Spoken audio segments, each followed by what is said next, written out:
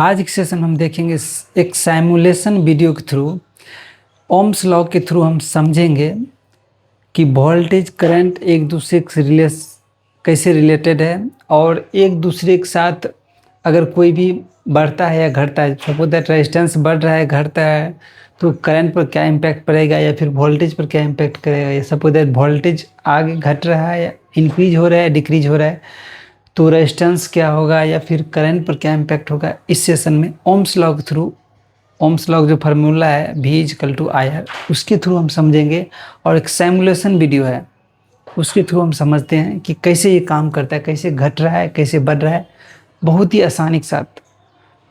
तो आपको पता है कि ओम्स लॉ का फार्मूला होता है V=IR। अगर ओम्स लॉ को सिंपल अगर हम एक डिफिनीशन के थ्रू समझे तो ओम्स लॉ किसी भी कंडक्टर के थ्रू कोई करंट पास हो रहा है वो डायरेक्टली प्रोपोर्शनल होगा पोटेंशियल डिफरेंस बिटवीन कंडक्टर के 2 पॉइंट के बीच का। इस कंडीशन में कांस्टेंट टेम्परेचर होना चाहिए, ये कंडीशन है ओम्स लॉ की, ये कंडीशन फॉलो होना चाहिए तभी ओम्स लॉ फॉलो करेगा। तो उसके बाद अगर उस डायरेक्टली प्रोपोर्शनलिटी कांस्टेंट अगर ब्रेक करते हैं तो रेजिस्टेंस होता है, क्योंकि किसी भी कंडक्टर के कुछ रेजिस्टेंस होता है वहाँ पर, ठीक है, तो वही रेजिस्टेंस है, ठीक है। अगर हम फार्मूला देखें तो V=IR, जिसमें से करंट है, R रेजिस्टेंस है और V वोल्टेज है, ठीक है, जिसको हम पोटेंशियल डिफरेंस भी बोलते हैं, पोटेंशियल डिफरेंस भी बोलते हैं। तो याद रखिएगा। और इसमें 1 पॉइंट, जैसे कि पेंसिल, अपने पास जो पेंसिल बैटरिक होता है वो 3 बैटरिक लगा हुआ है और ये मान लीजिए कोई एक रेजिस्टेंस लगा है, ठीक है, ये कंडक्टर कॉइल है, मान लीजिए कॉपर का कॉइल है, एक रेजिस्टेंस लगा हुआ है यहाँ पे, एक रेजिस्टेंस है यहाँ पे, ठीक है, जो करंट को थोड़ा सा धीमा कर देता है, स्पीड को, जो फ्लो होता है स्पीड को रेसिस्ट कर, करंट को रेसिस्ट करता है। अब इसमें ये समझते हैं कि अगर हम वोल्टेज को बढ़ा रहे हैं तो यहाँ पर क्या चेंजिंग होता है, हम पूरे सिमुलेशन वीडियो को समझते हैं। अगर यहाँ के थ्रू ये स्केल यहाँ से चेंजिंग करते हैं तो यहाँ पर चेंजिंग होगा। मान लीजिए इसको हम डिक्रीज करते हैं, कम करते हैं, नीचे करते हैं, जैसे जैसे हम नीचे कर रहे हैं तो वहाँ पे वोल्टेज जैसे वो घटा दिए, इसके मतलब करंट भी घट रहा है, यानी 19 पॉइंट इतना से 14 आ गया, नीचे आ रहा है, यानी कि वोल्टेज कम होने से करंट भी कम हो रहा है, हम क्लियर देख पा रहे हैं। और यहाँ पे रेजिस्टेंस कांस्टेंट है, यानी इसका जो रेजिस्टेंस है पूरी तरह से कांस्टेंट है, इसमें कोई चेंजिंग वेंजिंग नहीं हो रहा है। अगर इसको हम बढ़ाते हैं तो करंट भी बढ़ रहा है, देख लीजिए ये भी बढ़ रहा है, वोल्टेज बढ़ाने से करंट भी बढ़ता है। पूरी तरह सिमुलेशन वीडियो के थ्रू समझ रहे हैं,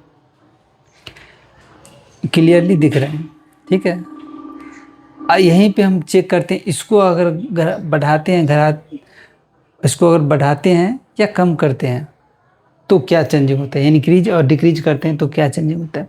अगर हम इसको डिक्रीज कर देते हैं, हम इसको डिक्रीज करने से करंट बढ़ जाता है लेकिन वोल्टेज नहीं बढ़ता, ऐसा क्यों?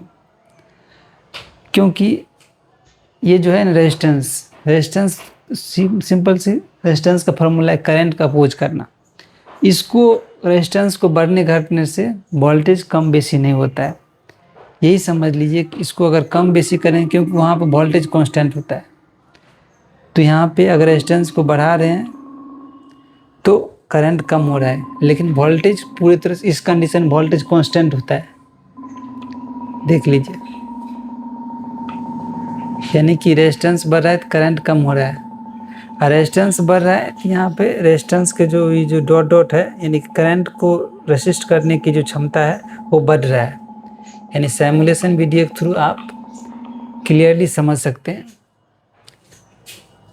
कि करंट अगर बढ़ता है तो फिर वोल्टेज भी बढ़ रहा है, और वोल्टेज बढ़ रहा है तो करंट भी बढ़ रहा है, ठीक है। लेकिन ज़रूरी नहीं है करंट बढ़ रहा है तो वोल्टेज बढ़ेगा, क्योंकि इस जगह पे हम करंट रेजिस्टेंस को कम करते हैं तो करंट बढ़ रहा है लेकिन वोल्टेज कांस्टेंट है, ठीक है। तो यहाँ से ये समझ सकते हैं वोल्टेज अगर बढ़ेगा तो डेफिनेटली है करंट बढ़ेगा ही, वोल्टेज अगर बढ़ेगा तो करंट इंक्रीज होगा तो करंट इंक्रीज होगा ही। ये पूरी तरह से इस कंडीशन में रेजिस्टेंस कांस्टेंट होता है। याद ये स्टेट है इसका समझने के लिए। तो उम्मीद है कि आपको समझ में आ गया होगा। नेक्स्ट टॉपिक मिलेंगे, तब तक के लिए जय हिंद दोस्तों।